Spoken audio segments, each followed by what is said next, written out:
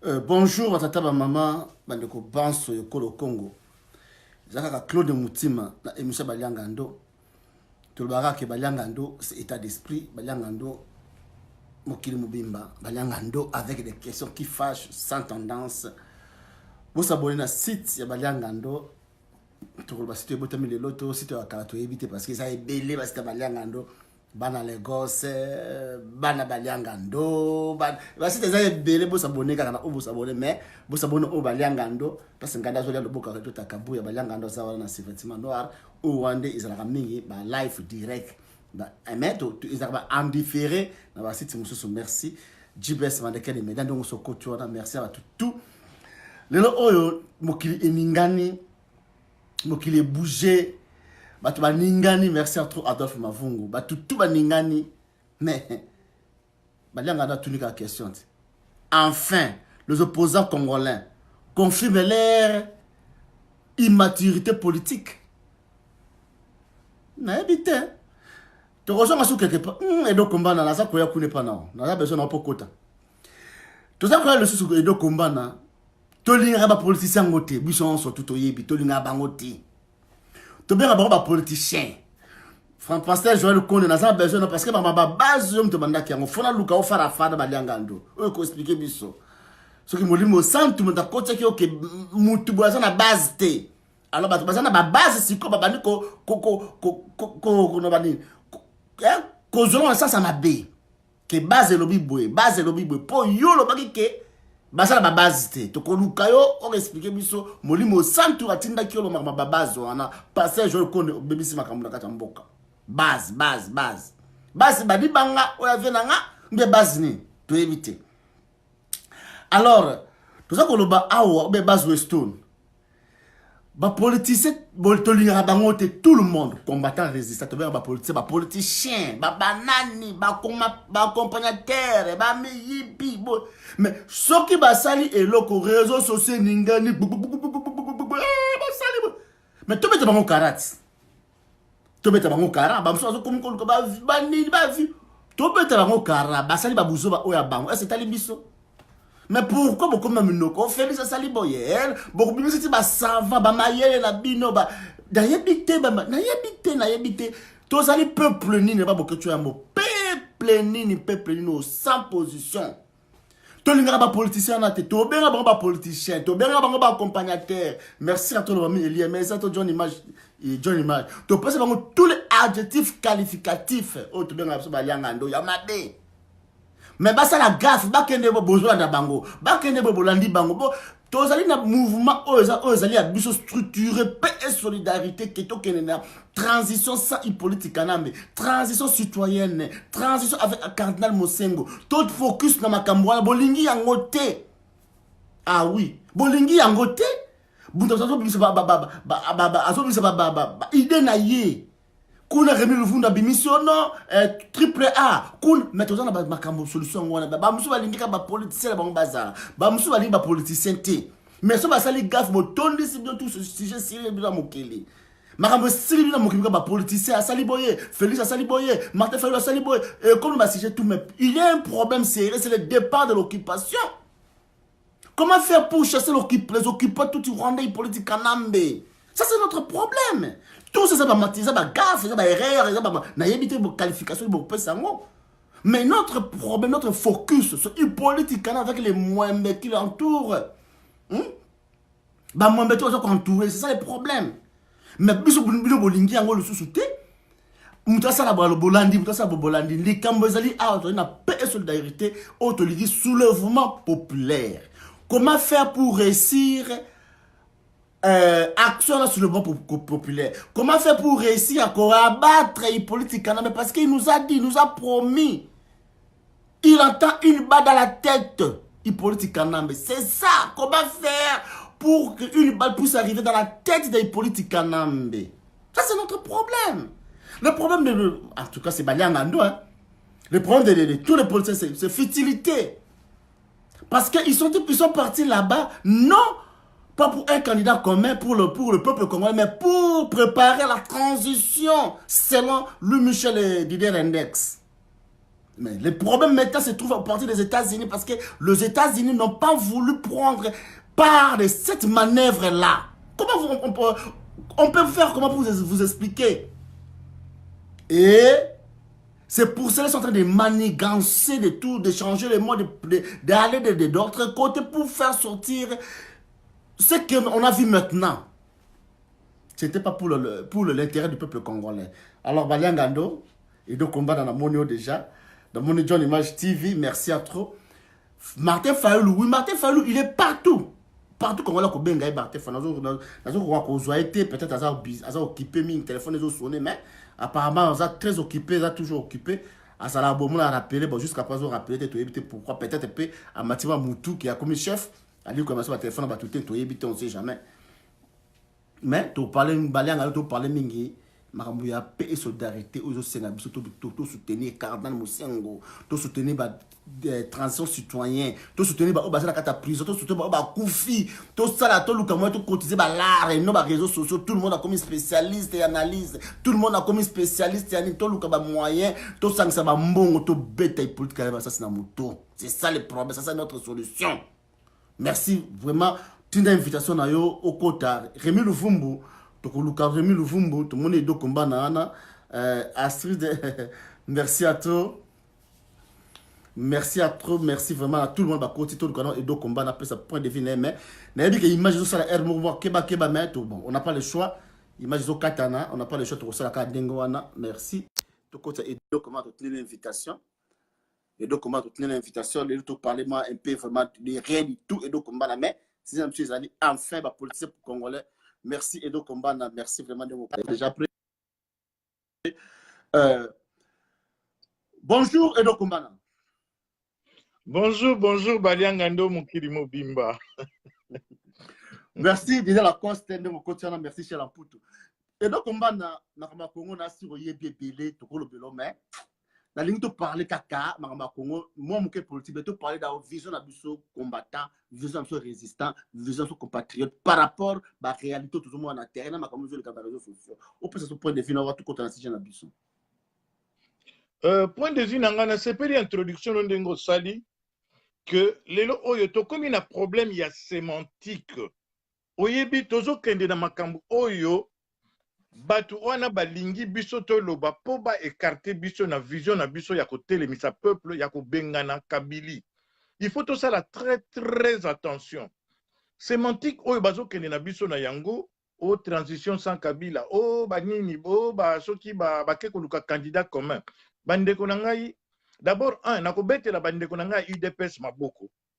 Pona ba éviter biso messe noire oyo kende ko sala na Genève. Oui, ça qui na Genève, c'est là qui messe noire, et ba lokamboka na biso pour na ba écarter biso justement na transition na soulèvement populaire, c'est-à-dire que situation toza na yango, ce que to commis le 23 décembre. Ndeko na ngai, Congolais fungula matoi, le 23 décembre, configuration actuelle. Élection ezala te Kabila gagne sur tout point. C'est-à-dire ce que élection ezalité hier à la présidence selon article mandat de glissement avec des accords bidons. Ce qui élection salami Azali la configuration actuelle même Kabila a triché. Même Kabila a triché, il va gagner. Pourquoi? Parce qu'il a 70% des candidats. Opposition on se réunit, Bazaka a 30%. Donc même Kabila a triché. Donc UDPS bango bazo ganga, Bazali a 375 membres. Katumbi est mort dans 500 membres, candidats.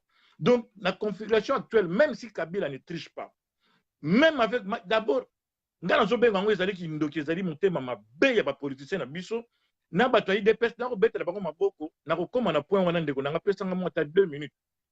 Élection na bazo me mabiso, bazo me tout un peuple na abattoir. Ça dit donc kende ba kata biso mutu, tia mutu ba kata. Bazo ko sa biso ke yo do au mur. Bo sali loko malamu. Bandeko na ngai ba machine à voter wana bato baza nango déjà na bandako et Kabila c'est un voyou, c'est pas tout ça la situation normale théorie de démocratie, tout ça affaire à un voyou, c'est-à-dire que Kabila même avec 10 machines, même avec 10 000 machines, même avec 12 machines, il va faire les élections parce qu'il ne va pas les perdre. Et même par le rêve, par le note le plus impossible, je vois très mal Félix ou Fayulu a gagné nanga ki ko proclamer ou par le rêve le plus impossible. On est à l'autre qui peut que je côté na mtsakanzo. ceux qui, même par rêve un plus possible, va proclamer Moko na bango vainqueur. Je vois très mal cour constitutionnel là et que proclamer Félix Toman, Fayou, ceux qui n'ont pas proclamer vainqueur. Même si dans l'impossible, on les proclame vainqueurs, ceux qui vont dans le Parlement, ils n'auront même pas le 2/3 à Parlement parce que la configuration actuelle est impossible. Na qui compte à défi, je mets ma main à couper. Mathématiquement, il est impossible. Et là, on va voter dans la base na bango, ba député va voter bango sur base de la liste. Donc ça veut dire va voter tel député parce qu'on député. Ça veut dire va voter la liste, va nous aura tête de liste. Or Katoum Kabila yemoko azali na plus de 70% des députés. Donc mathématiquement même ceux qui n'ont pas gagné. La preuve même bataille IDPS, oh bato pour insister, Fachi na bango kende, Chilombo kende na élection. Mais ba démontrer bango que base na bango ba démanteler yango base na bango. Chadara uti na base na yo moni makambeleki na tachi. Mbula kute beti bato ba ye plein. Ba koloba ba futi bango lar. Mais qui vous dit mbongo wane kozanga et kosila. Mbongo wana lere ba élection et kozala. Ils vont continuer à payer la base. Donc yango na zolo ba bande quoi IDPS félicitations. Ba lamu qui va comprendre que et le comité de Zobel et ndeko nanga mikolo nyonso yozo ganga kawa les leadership nouveaux, les leadership de sauvetage. Au moins, il va faire réfléchir les leaders na bango. Maintenant, mais bon, dans le bon combat, pourquoi il y a beaucoup de gens qui ont force? Il y a toujours des gens qui ont des gens bon, il y a tout benga na batuana. Force va faire réfléchir les leaders na bango. Pourquoi pas te faire réfléchir na Kabila? To benga na Kabila avec cette force-là. Pour ça, c'est la liberté. Force wana bo telemela ki fachi na bino adjongisima. Bandeko na ngai, nazo ko bondela, c'est la mort dans l'âme. Vraiment tozonga batu, tozolo bana batu que ba leader bazolo bana bazana solution té, bazana bango na solution té et puis bazana personnalité té, bana bango grave té, ba danger té. Oui, bi base est nécessaire, obi la vie base à vie est nécessaire. Au moni fachi Chilombo boni misanga na lo un peu de yé parce que c'est par lui que le malheur est zo lingé la biso na Congo. Au Monika, afin de devant ba chevronner à politique, devant ba Muzitu, devant ba Bemba, devant ba Kamere, ce sont des chevronnés. Au monde va s'accorder l'esprit naïe. Premier baptême politique naïe. Premier baptême politique, à quoi qu'il tenir négociation té, ba rouler le cola moi namké. Ba rouler le monde base la mon qui va surtout. Et heureusement, on a vous féliciter base à IDPS, va comprendre que il fallait battre les la fatine et l'okoana. Et bazoye batege. Botalaka et loko wana mundela bimesaka mbongo te pour la réunion. Donc bakene ko ça de loko wana et Fachi a fait capoter loko wana bande kwa IDPS. Fachi a signé sa mort politique. T'as la phrase wana contrat au loko a signé qui. Obi bat babi valeur à signature te hein. Tozana maboko ba franc-maçon, na maboko ba ndoki, le monde spirituel ba kunda ki ba politicien le 3 novembre na Bruxelles. Oboni yebi ba politicien ba kufi ba ngono ba sali mort politique na bango. Spécialement Kamer Pena Félix. Et là, on va signer qui va s'engager qui va kotika politique, les morts politiques na bango. Yo kanisi batouana batiki mbon. Oyebi qui était derrière cette organisation? Association wana muta financier yango na. Bon mi tout la question. Muta financier yango c'est Soros. Soros bana lusha bat bakene ko contacter loko na lusha qui dit lusha c'est Soros. Et Soros kazo financier loko pour kanzi ba bien na ba congolais. Et Félix a signé. Donc, il a signé son arrêt politique. Ce garçon-là, il a signé son arrêt politique. Batana va descendre politiquement. Bon, il y a un musée à Koufa Nicolas signature d'accord de l'Emera. Et Félix s'était engagé parce que, et puis, Batoubaye Baraté, la politique, ce que dit le politicien, et ça l'a ça l'a raté. Ce que la politique, Moutalobi n'a eu le Kambou. C'est-à-dire que, aligné à Tala, pour Yoboya, pour aller la direction d'une Eurokende. Et là, on a bakene ko sala kuna ezala ki pona ba désamorcer biso soulèvement populaire. Ba préparer ki yango donc résultat ngé bakuna ki résultat ya mabe. Ya mabe penza ya mabe. Et puis élection peu élection ba biso élection oyo yango ndé ko balkaniser mboka na biso. Omoni muto ba tsheli bino na ba tsheli bino l'actuel muto yo ba tsheli biso Peter Pan. Face à il y a zo ko prêcher balkanisation à Congo. Pour accréditer l'élection wana pona leur élection vous allez accréditer et que la configuration actuelle même boy élection ba bino qui ba poids lourd ba participer bazana besoin Félix na élection na Félix a dit force politique c'est un poids politique bazana qui a besoin na yé pona quoi accréditer l'élection na ndenge papa qui sait que accréditer l'élection donc ce que Félix a les kaka akende ba biloko wana et que élection na Félix azaka na kati. Bah, résultat que bimakuna tabo boy yango bakoloba na bino ningi balobaki na la fois passée. Les mêmes causes produisent les mêmes effets. Les stratégies qui marchent on ne les change pas. bakoloba biso ke élection ezalaki na bairrégularité mais ezokoempêcher ordre d'arriver te. Et puis c'est vrai, Félix Kabila azolakisa bino badémonstration que Shadari est populaire. Ils sont en train de vendre Shadari. La preuve va rebattre Shadari na kati ya Kasai officiellement. Donc bakozwa 2 tiers à parlement, ba décision oyo bakozwa na parlement kozala 2 tiers. Donc ekozala opposable na biso nyonso ngai na yo. Bandeko ya IDPS, bandeko ya UNC. Bango kutu na karikilaka bango te po bango. Il faut que Nzamba qui t'a pas fongé la bango mutu po mutu loka ngai normal. Je vois très mal ndenge na cause na derrière la caméra. Un type qui ment comme il respire. Un type qui est vraiment piètre, qui a d'ailleurs kutu ndenge na ko traiter été. Alors bato wana nga nazolo bana bango bandeko bo fungola misu bo tuna kaka ba leader no question. Bato balinga kofinga nga bato ya IDPS oyo afinga nga nazoloba soko moto ya IDPS omeko finga nga susu na ko porter au plainte nazoloba ngo na tiki konka depuis ya IDPS na défi ofinga nga okozwa mama na plainte okolapa na vie na yo. Moi je parle des acteurs politiques pour makambo azoko ça les ont engagé vie na ngai na yo. Donc na kolobelaka ba individualité parce que na lobelaka bango parce qu'ils ont choisi librement d'être des acteurs politiques. Donc lokola balingo ça politique to kolobela bango parce que ngana ko bomba ngo te nous devons chasser cette classe politique. Leadership, question tuni yangwana. Nous avons besoin d'un leadership nouveau. Nako tia bango na défi bato IDPS bato UNC. Bo tu na ba leader na bino.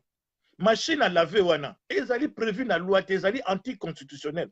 Pourquoi ba Félix? Pourquoi ba Fayulu? Pourquoi bango no bazo porter plainte contre Nanga? Pourquoi ils veulent pas porter plainte? Pourquoi bitu na nanote? Po ndeko nanga bango balobi basala la loi. Élection wana batieli bino machine wana ezali anticonstitutionnel. Pourquoi bazo porter nanga plainte? Bazo banga nanga point. Bazo banga nanga point. Mais attends va porter plainte. Attends va porter plainte pour na rester aux années. Oui. Allô? Mais il y a un naloba. Attends va porter plainte pour na résultat ne vous a convaincant. Vous a convaincant mais ils a faveur parce que ils allaient gouverner occupation. Au répondre question nanga donc naloba ki attends aucune élection. Ben résultat que bakuna ba ko compter. Il y a un naloba bango. Et loko bako sala siko. Pourquoi to zela to sala yango? Parce que loko na to zolinga to sala ngo siko yo. Bato ba force, obi force Félix azana ngana na ngote. Charisme bemba azana ngana azana ngote. Et moi, je préviens à IDPS. Ce que je fais, je leader politique, tout. Félix, toujours ça, il a plainte, toujours préparé le dossier. Il y a un bon impérium, il y a un bateau. Ngana uti ko pesa na pesa $1 toujours job liste ba papier no sabato ko pesa $1 na yebisi bato IDPS na ti bango na défi ba ko to ko lakisa bango ki biso pet mi tout esalaka to ko descendre ba leader politique wana to ko porter plainte pour escroquerie. Ezali aussi to contacter ba avocat ba yebisi biso ke to ya na ba preuve to za na beto ka ya 5-10 preuves ya bato ba pesi mbongo l'état ko fungola dossier judiciaire batala mbongo wana ba la transparence nango. Il faut avoir transparence en mbongo wana ekotaki combien ceux qui ba tsomba ki biloko ba somba ki ba billet avion ba somba ki ba costume ba montre ndeko na ngai ba ko kanga bango pour escroquerie et toujours finir bango bemba to ça les dossiers ceux qui azaka mobile ya temba tenir ne loko ne wana ko sala le 24 to ko zong sa na CPI toujours préparer dossier na ye ba pigme o ba liaki na Équateur il a tiré sur des Congolais na toujours préparer dossier ya bemba pe lisusu. Parce que tu biso moko tozali capable, nous sommes capables. Ngai na ko bana mutu ba bemba. Avant de la question mususu na ebi to so na no, avant de la question mususu na mais et donc kombana. Le lo yo ko féliciter base ya IDPS. Mais base ya IDPS zo féliciter na ba conduit Félix Neref c'est long ba to mususu. Ba conduit Félix Neref. Base ya IDPS wa Félix lo ayoke obete mamboko. Ba na Félix ni zongi sai na Rwanda. Avec popularité au Félix azana ngozo reconnaître on avec base wana. Baza capable de rebenga la politique. Pourquoi bazo sala yango te yuzo féliciter base wana so en tant que eloko principe na biso c'est politique kanambe na ba moi bazo ko entourer ba occupant. C'est pas Félix Tshisekedi, c'est pas Martin Fayulu qui est notre problème. C'est pas tous ces gens. Nous voulons chasser les occupants. Mais base wana ta ba na Félix Tshisekedi bo bima la balabala obenga la ba occupant wana. Pourquoi okela base wana te? Mais c'est quelque chose qui toko justement nga nazo sala musala ya kofinga te nazo sala ngoyebi nga na critique te na analyse te nga na lobaka ba fait na lisa nga na lobaka ba fait c'est le travail auto komi ko sala que toujours prôner leadership individuel maintenant il comme un problème au moins na classe même moi na soka botami ba banda ko pesa ye miliki poto puis biloko ko lia après ko pesa moi na mkuwa te batu wana nga nazo lobango ba sali progrès ba comprendre que eloko to lobaki na bango que soki bokomi bozwi leadership na bino botelemi bino moko bokozwa eloko bolingi yango wana na félicité bango basali pas parce que tolinga te quelque part bakuti kosauve eloko moko sans bayeba na bozoba na bango mais basauve eloko moko boye yango wana moi nabeteli bango maboko maintenant il faut que tozofungola bango miso omoni pourquoi nazoloba biloko oyo tozoyebisa bango maintenant bokende nde bosengana élection te bosala oyo bino bolingaka eloko oyo lobi wana base elobaka zongisa ye na Rwanda maintenant c'est à cette base là bango balobiki bayokelaka base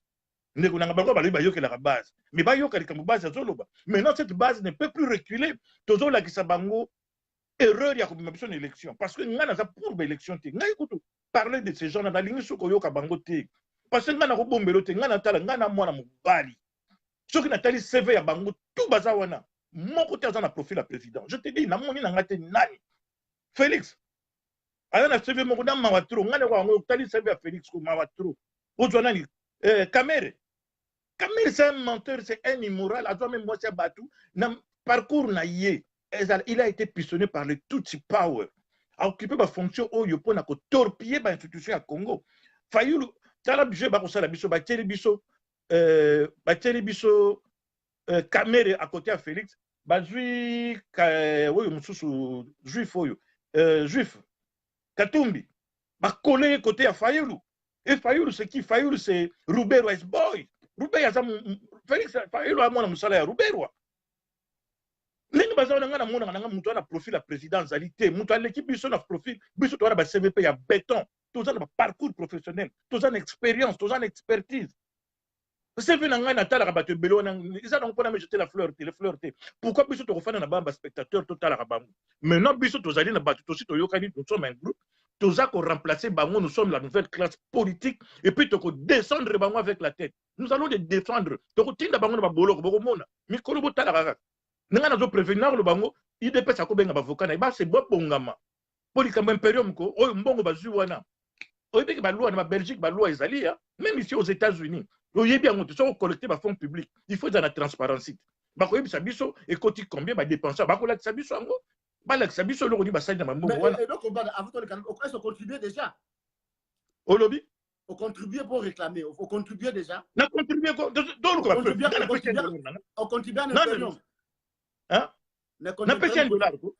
Ok. Même yo peut ça. Fouta. Tu as besoin de preuve. Tu vas fouta. Et qu'on permettre biso to fungola dossier. Ce que tu as pas souci à batu. Que le lobby qui a clarté, ba compte on les allait publier. Procureur même na Belgique, même ici aux États-Unis, bakosenga bango ba publier ba compte wana, ba la biso mbongo ndenge zokota, ba la biso ba dépense na yango. Ils seront obligés de le faire. Ce que mon anité ezali escroquerie. Ndeko nanga na yebiso tia, kene na ba site tala ba bloko na bango bloko Canada ezali, tia $1 même na poeza na Belgique. Tia $1, tindela nga susu wana. Tozo benga batu ba tia, bo pesa bango ba $1. Donnez. Eza nango $1 ndeko nanga kubanga na yote eza nango $1. Tia $1 no tindela biso susu wana. Toto sili sa bangono sur carrière politique. Bemba tozo zongise na bolo. So ka sali ka erreur a yé le 24 na Belgique. Ako mona o hier. O ba Rwanda ba tiaki bolo ke zalaki G. Katumbi tozo préparer dossier na ya pour ya mapping wana. O ya rapport mapping. Na o ya démembrement ya Jekamine. Tozo ko vider bango carrière politiquement. Toko sili sa bango ba ko kita. Merci.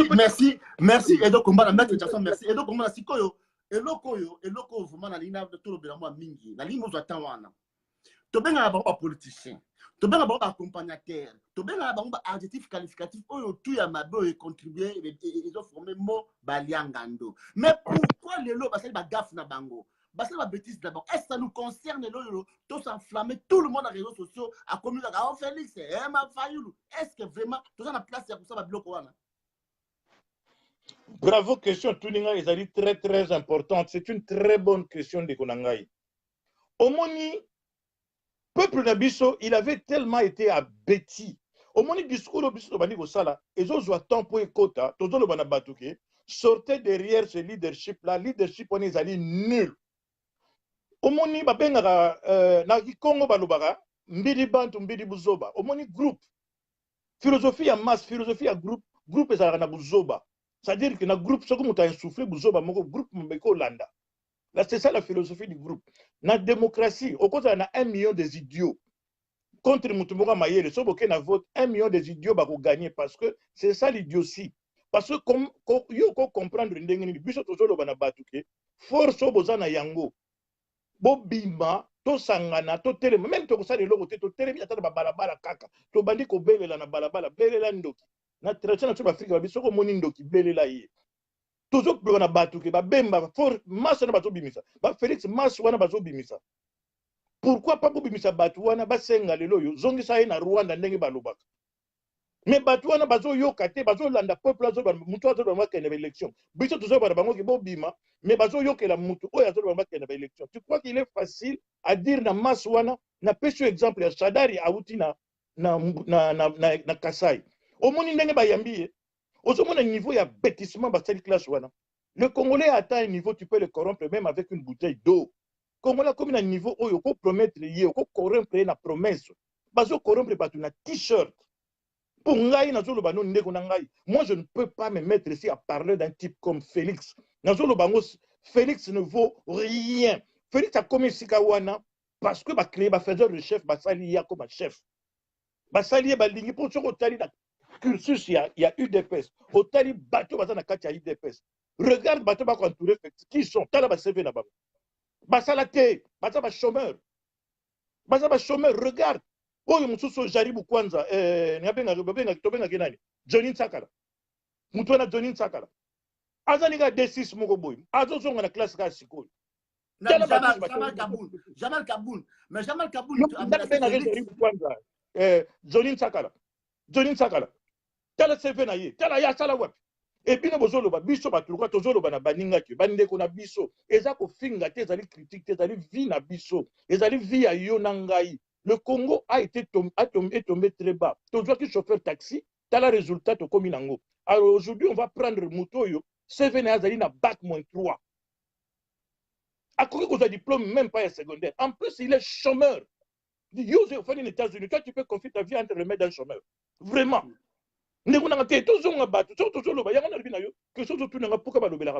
C'est parce qu'il y a l'aboutissement de la masse. Comment il y a compris vie na chômeur? Vina yo, yo monaka Obama zala sénateur. Yo monaka les États-Unis, baboya ki Obama balobi na ye ki azan expérience te. Boki batu musu bazomona makamba Congo ndire makambo mo ya bajali lo makamba sakana na yango. Comment yo mutolo la batolo ba bemba, ngana kuza derrière mutolo ba bemba. Pourquoi? Mbongo ya bemba to yebi yango eza mbongo ya ngana yo, ba yiba mbongo ya biso, ya ngai na yo. Siko yo lingana betele maboko. Ngai vraiment tali bomé bandi ngai mutu lokola Katumbi avec ba insuffisance à niveau ban école primaire ayiba mbongo ya ngana yo ali yo zolo bana ngai kena micha na sima na ye ngai do komba na mwa mama na biso ba butanga pena mobali bona o respirer bongo zo sala to lobi na bango ke turo yoko to tikaki makambo biso to koti yango. Le peuple congolais doit comprendre maintenant qu'ils doivent s'élever ndenge bozali na batamayele tous les intellectuels tous les gens qui pensent ko kumbambo que zalité kozana ba diplôme. Et c'est un diplôme, mais c'est le bon sens.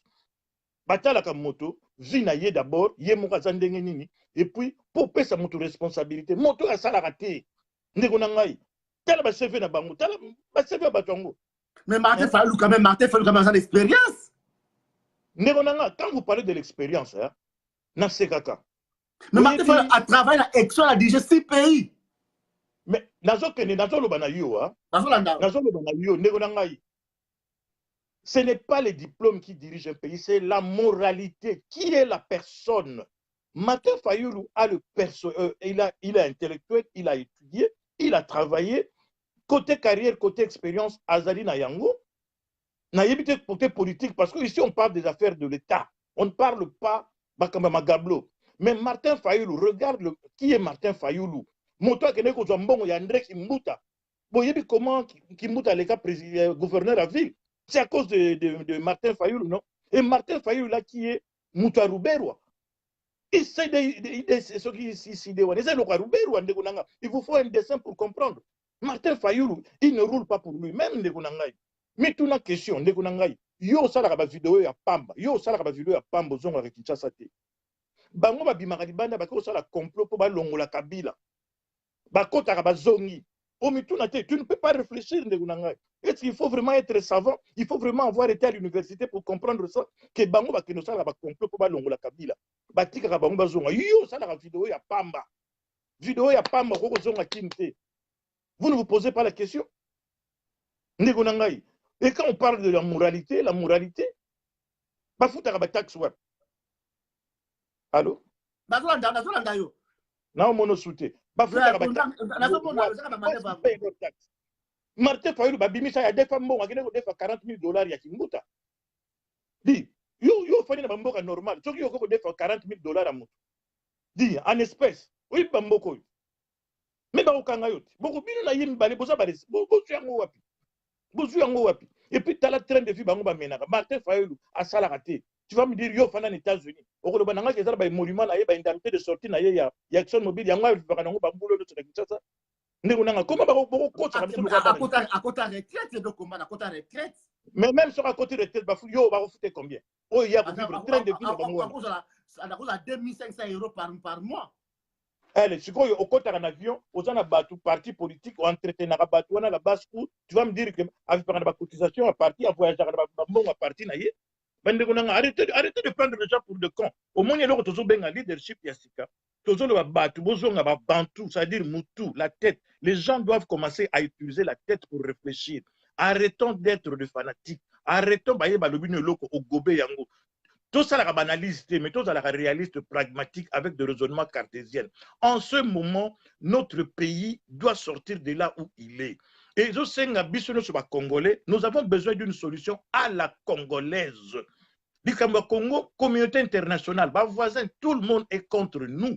C'est-à-dire qu'il est temps que Bissonio soit Congolais, tous à la eloko moko, tata moko, maman moko, tout réfléchir comment chasser la Kabylie du Congo. Pourquoi ma présent en Chine, pourquoi ma présent na URSS, pourquoi ma présent en Iran, mon cher, pourquoi ma présent en Corée, nous devons arrêter avec cette mentalité de penser que la solution se trouve chez les autres. Nous sommes capables. Parce que vous-même, vous êtes incapable. On a dit exemple, toujours Rémi Lufumbawa, à Zozoate, mais Kuna Bakene Bango 7, la solution est entre Bango, ils ont obligé Siko Mundel à jouer à G. Ça, c'est le problème congolais. Oyebi ba Kadhafi ba telemaka ba jwaka pouvoir ba mbazaka na puya batuti. Oyebi biso ba Congolais tozo mimona oyebi tozana na patriotisme nanu ba tei biso te ya bolingo ya mboka. Kolinga mboka. Omoni preuve loko ba utosala na Suisse wana. Ezali batu mondele ayebi batu. Faux diplôme. Martin Fayulu n'a pas de... Non. Je ne suis pas là pour parler de diplômes de gens, je n'ai pas de preuves Lambert Ngoy. Moi, je parle de choses, de faits. Et là, on a évité d'afirmer affirmer en côté qui est basé dans diplôme. Ça, ce n'est pas mon problème. Moi, mon problème, ces gens-là n'ont pas le charisme de leadership. La preuve au monde qui va dans la négociation, ils ont été roulés par news. Oui, tous, et dans l'histoire du volet masculin. Va comprendre qu'ils ont été roulés. Et Dieu merci parce que sort dans les amabé. Parce que Martin Fayulu Moïse Katoumi continuer. Oyebi, ngana parlera ba fait. Et là qu'on a besoin de Félix Tshisekedi parce qu'il est le caution morale, il est la caution morale. N'engue basala papa Tshisekedi. Ces gens-là, ils comptent sur les décideurs. Pourquoi pas Bisso Bana Congo, Toko Fanda, to concevoir une solution à la congolaise? Nous sommes une force. Oyebi, Rwanda, nous sommes Makambo au sérieux. Rwanda a yebi que ce qui Congo est se relever. Rwanda a frappe. Rwanda bazo banga, ce qui est Kagame a Koufi, Rwanda a perdu. Parce que yebi que sort na bango li Kambo ba Congolais Toko Sala bango, Toko Telema. Et Kagame n'est pas plus stratège que nous, Kagame n'est pas plus intelligent que nous, Kabila n'est pas plus stratège que nous, Kabila n'est pas plus intelligent que nous, Bakamere on a moins encore. Yo, comment expliquer Ngabino Bozaba leader? Moi, je pose toujours la question à Félix Tshisekedi. Pourquoi il s'attache à Félix, à Bakamere, à Banani, à Bakatum? La base lui dit que Azana Batuanate, alors que la base est. Mais quand il commence pour aller base, c'est ça le problème. Or, Bandekonanga, il y a des solutions, Zali Nango Wana. Mais balingi na bango solution wana te. Ndeko nanga Jean-Louis Tshimbalanga, voilà mutuna lingara mingi. Voilà un Moluba qui comprend les choses. Tant baluba ba finga biso ba tribaliste. Mais mutuna Jean-Louis Tshimbalanga, mobile kazake fana kana nzoto. Un homme intelligent, un homme posé. Quand tu réfléchis au moni mayele ya mwana mobile. Hein? Batu tozana batu toko siko la mboka wana. Des gens qui comprennent que nous pouvons fédérer biso nyoso mayele fandi. Ndekonanga, ba cerveau eza na mboka wana. Il y a des cerveaux. Oyebi to pesa na temps. Et donc, merci de vous appeler Charles Timbalanga. Même beaucoup de livres, beaucoup de mur de publication à Jean-Louis. Ngana lingaka a penché na IDPS. Mais na yeba raté sur azam ta IDPS. Français na ngai. Mais quand je lis ce garçon, j'apprends chaque jour. Moi, quand je lis Jean-Louis, j'apprends chaque jour. Voilà des choses. Tout ça, on a besoin de bateau pour pondre biso mayele. Bateau va aider biso tout sous la mboka. Le Congo a été occupé par la tête. Negonanga. Congo va occuper on a profité, na ba jalé loté. Bateau va fanda qui va réfléchir, ils ont un plan, ba sali plan et ce plan là marche à la merveille, na perfect et que même au-delà au bango bazako kanisa. Donc c'est sur des roulettes. On ne change pas l'équipe qui gagne. On ne change pas un plan qui gagne. Plan est tout silanda, tout power. Plan est ndele et zako marché. Yango na ba ndiki yango. Biso fait maintenant, on a besoin de battre le col Jean-Louis, to fandi na bango battu bazali belé, to fandi to tiba cerveau na biso, to comme ko analyser plan wana ndenge zo parce to yebi yango lelo, c'est plus un secret. To yebi yango, to ko sali lango ba benga yango ba plan B, c'est-à-dire que ce ko sali plan, o yebi ba force, ba faiblesse, ba menace, na ba opportunité, mais non ba ko tirer ba plan B na yango et au type plan en exécution. Merci Edo Kombana bomba parce que naza koya pe na caméra penza pa na yo kuna lelo na pourquoi face à face tout le bala na yo na YouTube baliangando. Merci Edo Kombana. Mais on a un message encore bande ko ya UDPS na beteli bino maboko bo faire échouer plan moko kitoko plan moko munene oyo ba garçon de course ba garçon de service les nègres de la maison balingaki ba memabiso bo réussir en même maintenant. Plan na bino bozo tinda biso to kene na élection wana nga na lobi na bino ndeko na nga ko kufa liwa ya buzoba te ko kene ko kufa liwa ya buzoba te ce que vous devez faire demain faites-le maintenant bandeko na nga ya IDPS bota na langage na bino zongi sai na Rwanda amenez vos dirigeants à ba exécuter décision na bino zongi sai na Rwanda ba cerveau ezali bandeko to fanda to kotala soki biso to fédérer liloba moko. Merci Edo Kombana. Donc ça le plan. Merci et certes bye bye. Bye. Mais tu retrouves ça pour aller fara caméra. Merci. Merci. Et tout le monde Rémi Luvumbu côté. Merci Rémi Luvumbu. Tu n'as pas invitation na yo papa. Rémi Luvumbu tout ça cause là au ça fait très longtemps parce que depuis et ça qui na Suisse Rémi Luvumbu olobi et l'autre côté parce que vous a trop péré ou bien vous a qui na kati olena batuana Séraphin Kachama na récupérer kalamingi te mettre non Rémi Luvumbu Séraphin Kachama na récupérer position il y a Muturabino Moïse Katumbi pasteur Joël Kon troza besoin na yo to kuta no fara na caméra bo sabona sita baliangando akoloba mais Rémi Luvumbu tu une invitation na yo to lobela yo Rémi Luvumbu parce que ozala ki kuna na kati tout ça mon soutenir Rémi Luvumbu Rémi tu n'as pas invitation na yo to a besoin d'ango vraiment Rémi Luvumbu on a besoin tu n'as pas invitation na parce que les makambo oyo tout les akoloba malelo le moment qui na Suisse Jean-Louis Timbalanga pe na on a besoin na émission na invitation na yo parce que ezali émission baliangando avec état d'esprit sans question qui fâche sans tendance toujours pour la République démocratique du Congo samedi to kozala na Dieu donné oyo ya IDPS représentant IDPS à les États-Unis to samedi far caméra to kozapena koko et vient na biso Michel et moi na héros national et Patrice Emery Lumumba a compris ça point de vue naie tout ça koluka pe Jacques Matanda tout ça koluka batona bundela mboko pe ça point de vue par rapport à nini peto santé ya Jambele na katia Boston tout ça koluka bino merci Rémi Luvumbu tout le monde invitation na yo merci Rémi Luvumbu je suis allé lancer merci Rémi Luvumbu depuis Suisse place makambo et les kaki kuna merci Rémi Luvumbu merci Rémi Luvumbu. Allô. Bonsoir Rémi. Rémi Luvumbu, calé de Soussou. Rémi Luvumbu, tout le monde a eu mais aux autres battés. Rémi Luvumbu, bima bongo zonga. C'est bon. Allô Ndeko. Bonsoir. Bonsoir Ndeko. Bolimbisi mingi boza ko benga ngana za na kati atelier ha. Allô? Oui, tout ça. Boza ko benga ngana za na kati atelier. Donc vous pouvez voir hein na kati atelier, je suis en train de construire des cabines transformatrices, des ensembles hein. Mikolo bomona inga mingi te parce que hein Donc, naza na kati atelier, naza ko fabriquer biloko yo batu baloba kao ba compétence ezate ba nini, tozo ko beta ngo badada quoi. Voilà ndeko naza ko. Aujourd'hui, ça balanga no na opesi wala publicité opesi la terre. Te ndeko, eza pona mboka. Nga makambo nyonso nasalaka. Ndeko, nga makambo nyonso. Calme-toi ndeko. Oui, je me calme. Ndeko normalement ko, ndeko n'espère bien. Bon, ko futa nga pona ko participer, n'espère bien. OK, to bimisa ko moto futa bongo yoye. Ndeko soko boli bo bimisa ngai bo bimisi. Soko boli ko tuna mituna bo tuni mituna. Mais ndeko na ebisi bino ke bo benga naza na kati atelier, mais je me dispose. Alors, na loba. C'est disposé kwa so batelier na yo te parce que écoutez. Yango na lobi kasite na soko ka yo. Makambo elaki na Suisse na ebité. Avant de la question na biso expliquer biso makambo elaki na Suisse ndengene. Ndeko botu na mbote na pesi mbote na bayebanse bomona nga mikolo te botu na bato bazalaki ngai baboya ko kosanga na salle parce que na yebisaki bango déjà que ekosimba te. Il y a rien qui sortira de là. Na lobaka na bino ke batumi balé. Hein, si tu te souviens de misomo to salaka. Olobaka Kamere na Félix Tshisekedi ba do faire Kabila. Na yebisaki yo ke batu ba do faire Kabila barami balé na kati opposition. Ba ça la stratégie. Na boyaki na otanga ba kombo parce que tanga yaka yombe bo tika nga moko.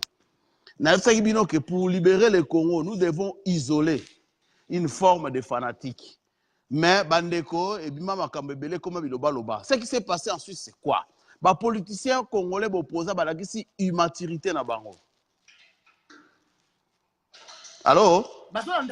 Ba politiciens congolais balakisi immaturité na bango. Si vous vous souvenez, na lobaka na bino nini?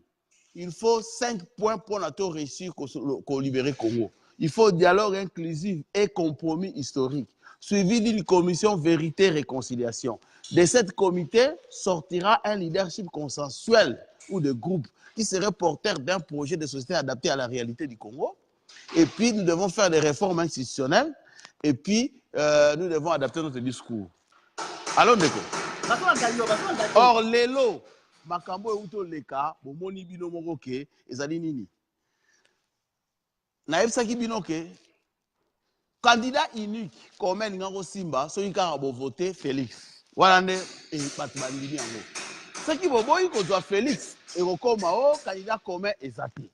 Yango nabima na makele na teli, yango omona ke o candidat commun eza te. Or, ndenge makambo ezali, ba voter bango moko. Batiki politique libela. Omoni makambo il y a su ko porter bango plainte. Désormais, Félix Tshisekedi, Vital Kamerhe bako tchali sous makolo na Genève te. Bako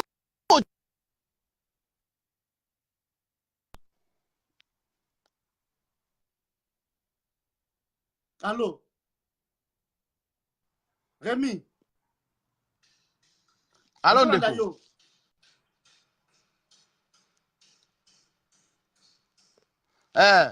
Donc, n'est makambo elekeli parce que bah déshonoré. Mon cher Rémi, un homme politique, on le oui.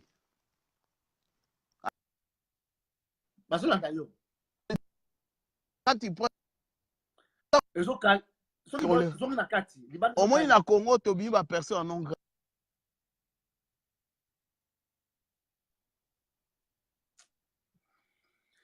Réseau calé. Réseau.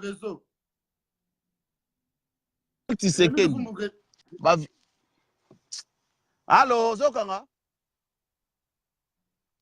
Basola d'ailleurs, ils ont bloqué, hein? Mais faut-il n'engater ndeko, moni na kate musala, hein? Mais réseau, hein? Bah réseau nous a bien été. Allô? Allô? Rémi Lufumbu, allô? Allô, Rémi Lufumbu? Ah, toujours avec Rémi Lufumbu, Bima, Ozonga, na kati lobaki bien, mais libande comme calé, c'est en fait à ce moment où Zaliona loba. Rémi Lufumbu, toujours quand bien té, ça le colo Bima, zonga na kati place ozalaki na salle wana namonaki oza na raison bien na kati ya salle malgré tout makelele mais parce que libanda ezali kokale.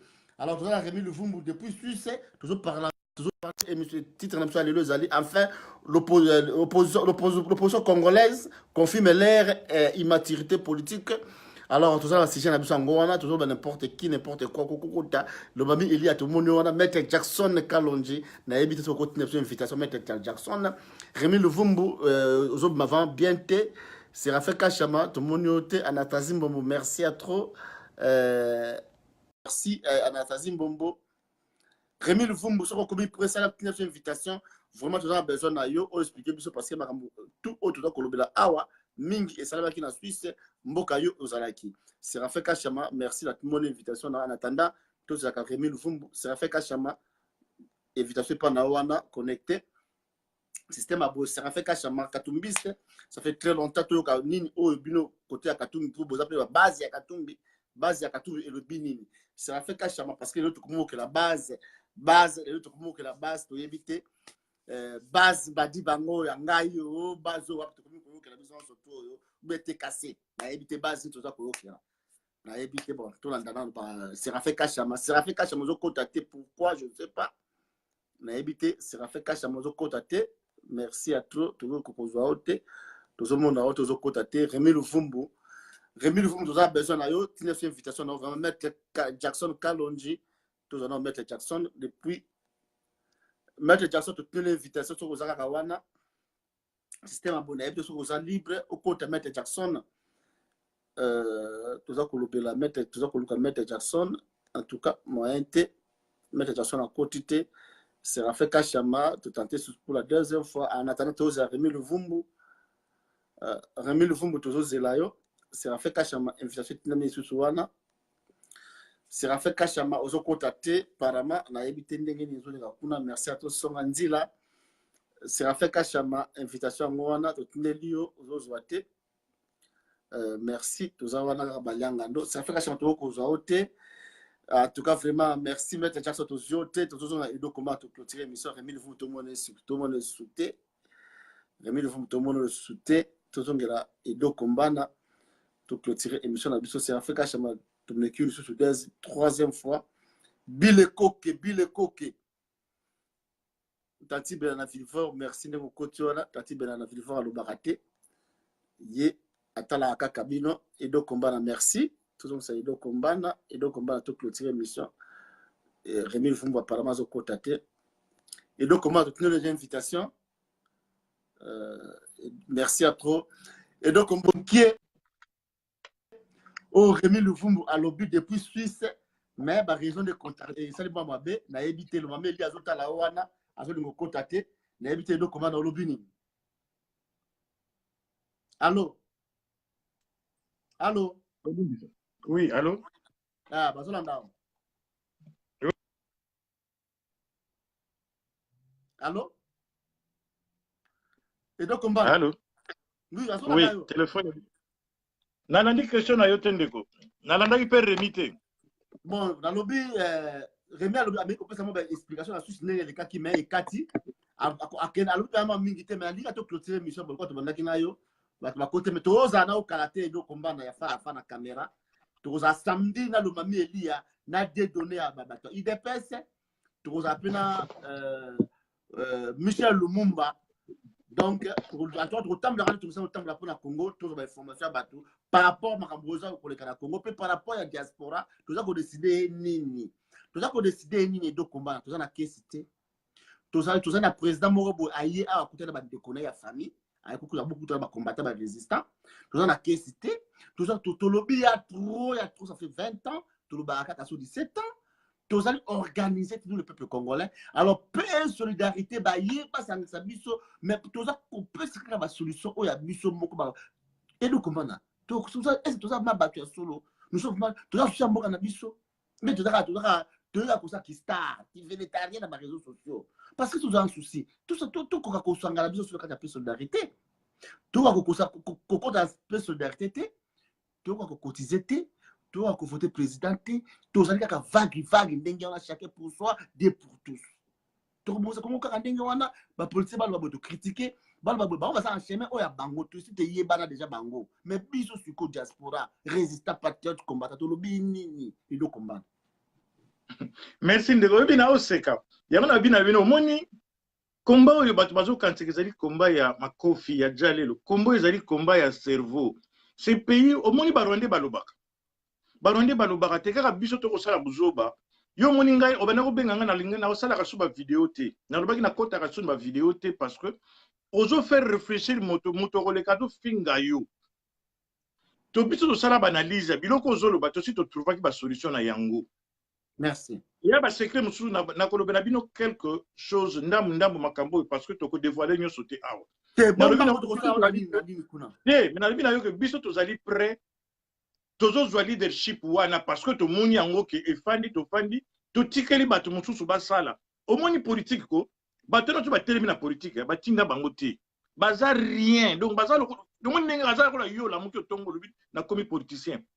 Et to tikeli bango soki to tiki bango ezoko sala pona vie na biso banga ba décision bazozwa ezoko engager vie na biso obi baloba kala linga maître Jackson talobaki lokwa na mingi maître Jackson Kalonji le monde ne sera pas détruit par ceux qui font quelque chose mais plutôt par ceux qui ne font rien au monde ndenge to fandi to sala rien tozo participer na malheur na biso to kozela ba bomela biso mboka to fandi ko bazobema biso na battoir tozo kende ngulu alors que biso pe to ba grand prêtre to leki bato wana na nyoso ba leki biso ne loko te moni bato ba sa politique à part ko yiba ba mbongo na biso ba comprendre que to ba yuma to tikeli ba mo espace alors deux na koloba na yo tango zolo bato ba sali pe solidarité ndana koloba na yo bato ba koti boy combat o eza combat ya kozala derrière mutu te combat ezali combat donc congolais ofandi bolata kanda ya mboka na yo maman surtout basi moi j'en appelle à la leadership de féminin ba maman ya basi ba teleminga lo bito ko soutenir bango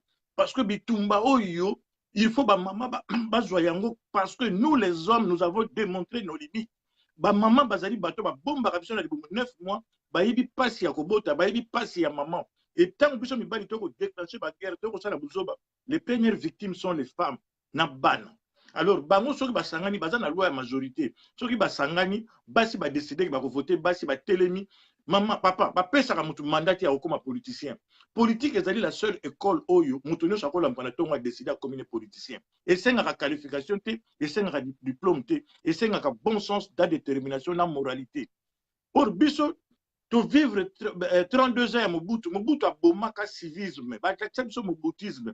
Et cette culte de personnalité, les partis politiques n'ont fait que bimisa ba fanatique. Quelle est la philosophie politique de l'UDPS? Fayulu, quelle est la philosophie politique de Fayulu? Okolanda Katumbi, quelle est la philosophie politique de Katumbi? Okolanda Kamere, quelle est la philosophie politique de Kamere? Ndeko Jackson alobakelo kombala nyonso. Alobi, quel est le parti politique? Talaba ne ba mire ba parti na bango okomona ka ba photo ya ba leader na bango message ni bazaka na ba slogan ils n'ont pas formé les gens au patriotisme à aimer leur pays musalo biso to ko sala lelo tozolo ba tozo déballer bango c'est parce que nous appelons au patriotisme du congolais yo yebi nga na mona awa na ndako na pai na ngai mwana na ngai lera zana muke auta classe akuti drapeau ezo diembela na se drapeau ya Amérique alokoti ya ngomba wa temcha lebi na ngai drapeau tout à mabelete Talabana, même moi, nous avons formé le patriotisme.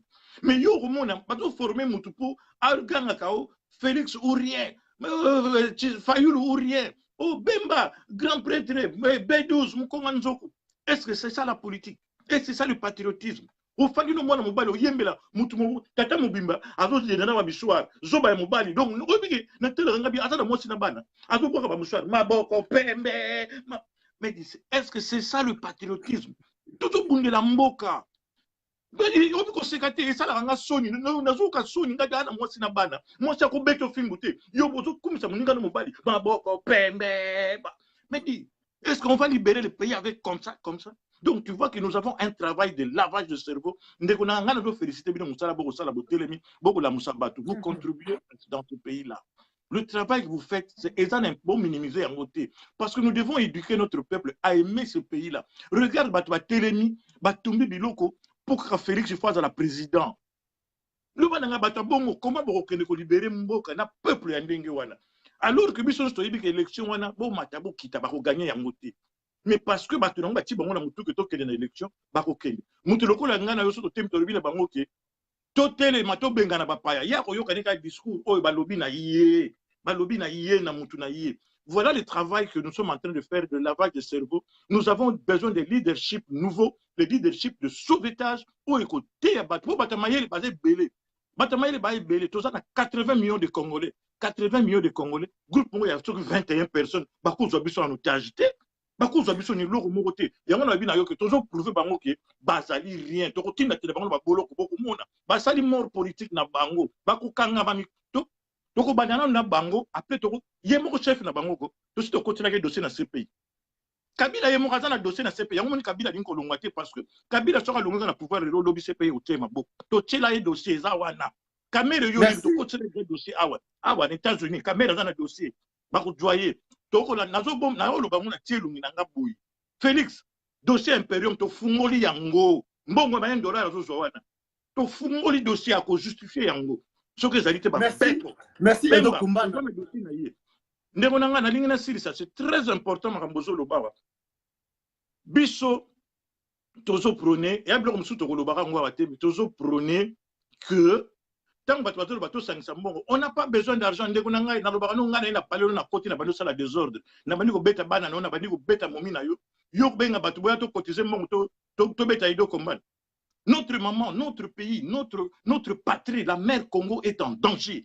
Notre maman, elle est violentée. Là, juste au tala. Ngaïdo Kombana na au tala. Yo badiangando au grand prêtre d'esprit. Ozo tala. Sur ozo nana pe sa mbongo pour que nous libérer maman na. Nana pe so mbongo pour bundela maman na. Le problème de l'argent, c'est faux. Archi faux pour mbongo na tona batu ba beta ba mbuma wana.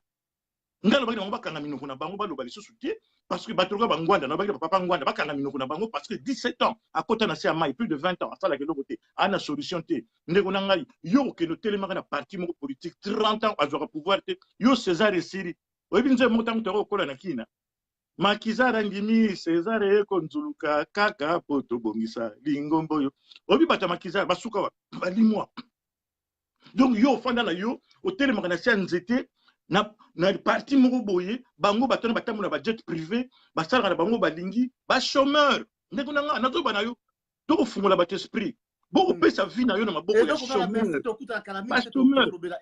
non nazo sili c'est nous qu'on a mbongo et très important de connaître comme mbongo c'est très important on a besoin mbongo te pour libérer Congo c'est faux et archi faux mboka nyonso soki peuple telemi et libéraka un peuple se libère.